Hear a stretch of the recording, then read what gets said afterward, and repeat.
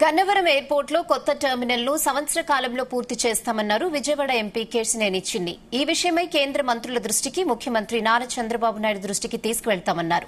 ప్రయాణికులకు ఎటువంటి సమస్యలకు రాకుండా చూస్తామన్నారు. గన్నవరం ఎయిర్పోర్ట్ లో తలెత్తుతున్న ల్యాండింగ్ సమస్యలపై దృష్టి పెడతామన్నారు స్థానిక ఎమ్మెల్యే యార్లగడ్డ వెంకట్రావు. ఇవాళ గన్నవరం ఎయిర్పోర్ట్ అథారిటీ సభ్యులతో సమీక్ష సమావేశంలో పాల్గొన్నారు.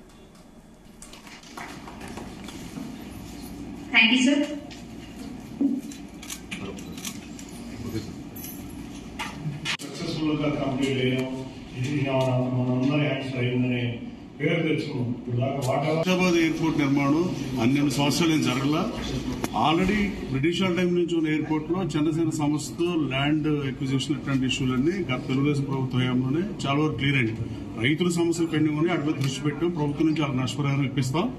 కానీ ఎయిర్పోర్ట్ కి ల్యాండ్ హ్యాండ్ ఓవర్ చేయడం జరిగిపోయింది. కాంట్రాక్ట్ డిలే వల్ల, పలు కారణాల వల్ల ఈ ప్రాజెక్ట్ డిలే అవుతుంది.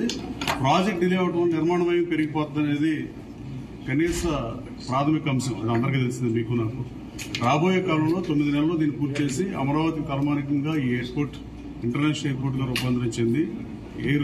ఎయిర్ బస్సులు కూడా వచ్చి ప్రపంచ దేశాల నుంచి డైరెక్ట్ సర్వీస్లు వస్తాయని నేను ఆశాభావం వ్యక్తం చేస్తూ ఇది గన్నవరంలో ఉంటాం. అలాగే గన్నవరం నుంచి అభివృద్ధి కూడా ఈ ఎయిర్పోర్ట్ వస్తే గన్నవరం దశ మారిపోతుంది. విజయవాడ ఎయిర్పోర్ట్ టెర్మినల్ తెలుగుదేశం ప్రభుత్వం వచ్చినాక ముఖ్యంగా మాకు అమరావతి క్యాపిటల్ ప్రాంతంలో ఉన్న ఏకైక విమానాశ్రయం. ఈ ఎయిర్పోర్ట్లో కొత్తగా టెర్మినల్ త్వరలో పూర్తి చేయడానికి తీసుకోవాల్సిన చర్యలని అధికారులతో కలిసి చర్చించడం జరిగింది. కాంట్రాక్టర్లు కూడా ఇక్కడే ఉన్నారు. లోకల్ ఎమ్మెల్యే వెంకటరావు గారు నేను కలిసి సమీక్ష చేయడం జరిగింది. ఈ సమీక్షలో ఏమేమి ఇబ్బందులు ఉన్నాయి, ఇవాళ నుంచి మొదలుకొని సంవత్సరం లోపల ఈ ఎయిర్పోర్ట్ టెర్మినల్ పూర్తయ్యే విధంగా అంతకంతా ముందుగానే ఇవ్వాలని మేమందరికీ కోరిక.